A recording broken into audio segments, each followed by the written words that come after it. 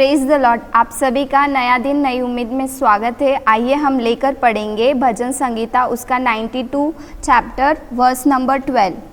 धर्मी लोग खजूर के समान फूले फलेंगे और लबनोन के देवदार के समान बढ़ते रहेंगे। तो आज परमेश्वर हमसे बातें करना चाहता है। परमेश्वर कहता है कि धर्मी लोग खजूर के समान फूले फलेंगे, मतलब धर्मी लोग। परमेश्वर का वचन कहता है जो प्रभु यीशु मसीह पर विश्वास करता है, तो हम परमेश्वर पर विश्वास करने के द्वारा धर्मी ठहरते, जो उसकी आज्ञाओं पर मानते, उसकी इच्छाओं पर चलते।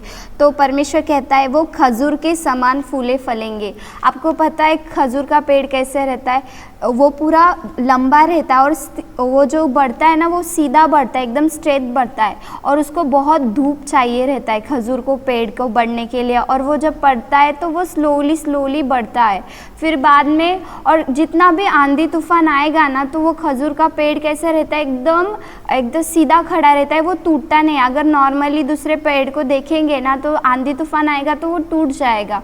तो वो खजूर का पेड़ क्या होता है? वो कभी टूटता नहीं है। तो आपके जीवन में कितना भी आंधी तूफान क्यों ना आए, कितना भी वो बड़ा आंधी क्यों ना आए, लेकिन वो आपको कभी तोड़ेंगे नहीं, आपको कभी गिरा नहीं सकेंगे।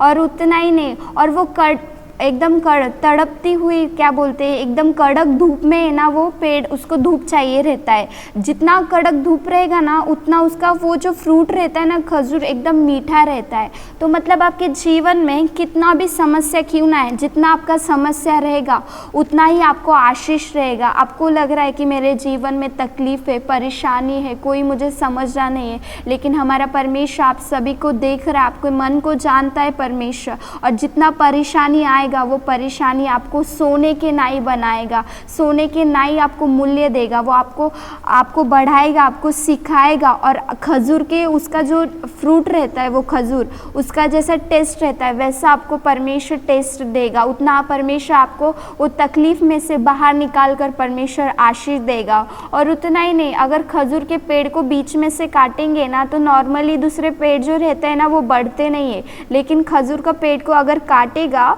तो वो बढ़ता ही रहता है, मतलब ऐसा रुकेगा नहीं, उसका ग्रोथ रुकता नहीं, और वो सीधा स्ट्रेट जाता है, टेढ़ा मेढ़ा नहीं।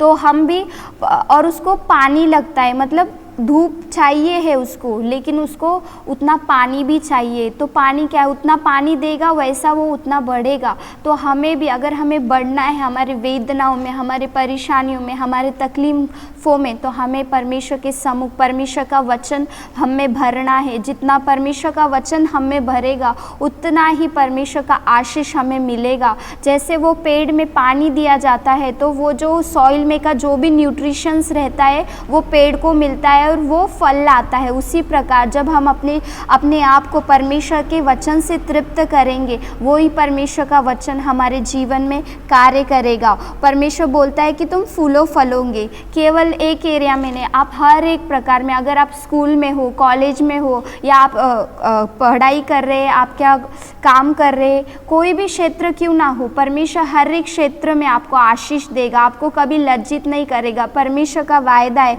कि आप फूलो फलोगे। उतना ही नहीं, लबनोन के देवदार के समान बढ़ते रहेंगे। तो ये जो लबनोन का देवदार है, पुराने ज़माने में जब सोलोमोन ने मंदिर बनाया था, तो ये देवदार पेड़ के लकड़ियों से बनाया गया था।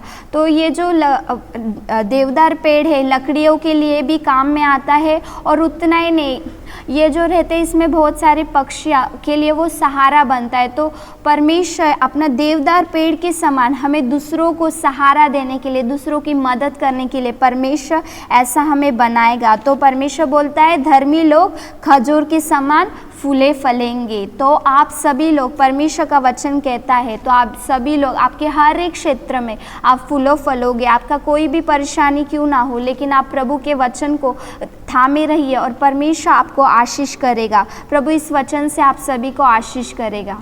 आइए हम प्रार्थना करेंगे। स्तुति हो राजा, इस सुंदर समय के लिए धन्यवाद हो परमेश्वर, आपने इस वचन को दिया इसीलिए धन्यवाद। जैसा आपका वचन कहता है कि धर्मी लोग खजूर के पेड़ के समान फूले फलेंगे और लबनोन के देवदार के समान बढ़ते जाएंगे। परमेश्वर प्रभु, देखने वाले हर एक के लिए हम प्रार्थना करते हैं परमेश्वर, आप इस वचन से हर एक को आशीष कीजिए। परमेश्वर आप उन्हें परमेश्वर आप फूला फला, आपका वचन जैसे कहता है वैसे आप उन्हें बढ़ाइए, हर एक क्षेत्रों में आशीषित कीजिए परमेश्वर। परमेश्वर, और आपकी नाम की महिमा के लिए इस्तेमाल कीजिए राजा। सारा आदर, सारी महिमा, गौरव, प्रशंसा आपको देते। यीशु मसीह के नाम से सुन मेरे स्वर्गीय पिता, आमीन।